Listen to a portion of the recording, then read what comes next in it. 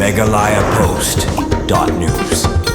Kalong sisya kajing kemen ke bakrau, yakinong elam ke balang, baru yakinong elam kajing sang samla menar jirang presbyteri. Berkata kadai, hadin bah nin kesengi, ubah sosnus sotun MLA ke jirang, konsuensi ulali benbu imau norim, namenta bentai ya ke youth center building, kebadon hapok kesenong new jirang. Ya kati kajing na benda kajing sang samla menar jirang presbyteri. Ansate ha kajing penmang tengka, kebalong pralak tengka. Bat ha kati kesengi, balabu imau norim, nasaki da kajing don lang, ubah ransom sutengah, ki pastor ki bakutup, yau pastor F Sangkli, Bidi Kurba, Ovi Rani, pastor di Karsiying kinong elam jinga sang kentai jinga sang rangba lembat kiwe.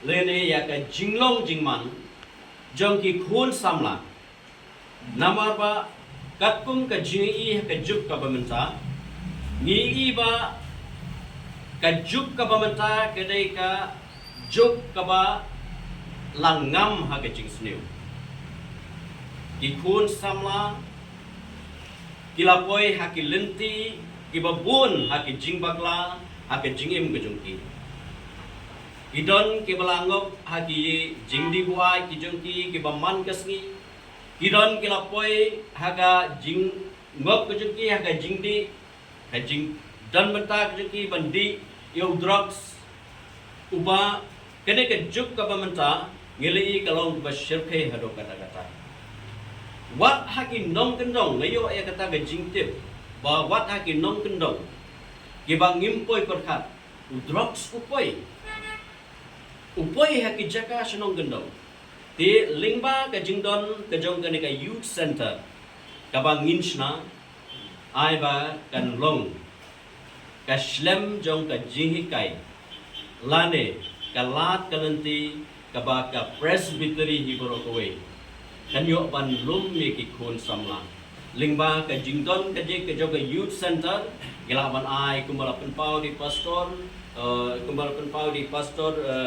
F Singli iba lapinsko ba ila bandon keno kalat jikai lani banlum banlang ikikun samla kamtam ikikun samla kibalangop hagijing snew nginai kalat kilat kelenti kumno ban pli kilat kelenti ban ai jikai ki nanta ba ki khna kikun samla kidai ban don ya kita ki activities lada ba ki kun samla ki involve haki activities ki ba fair ki ba lingba kaneka jingtmu ko ba bhajong ka presbytery hakaba nginyo ban penyeng ya kaneka building ya ka youth center ka kum ka jingtmu ka ba ka presbytery ka don kanlong ka jingmentoy na ka menta ka lawe jo ki kun samla ki bodon hakene ka than ki brobuai bat kirpang ki bodon hak po jo kaneka menna presbytery Kalong kai ka basukumen bat ka pangusuman ay gijero nakalian jong aku Emily nga sukumen hado kata ki pastor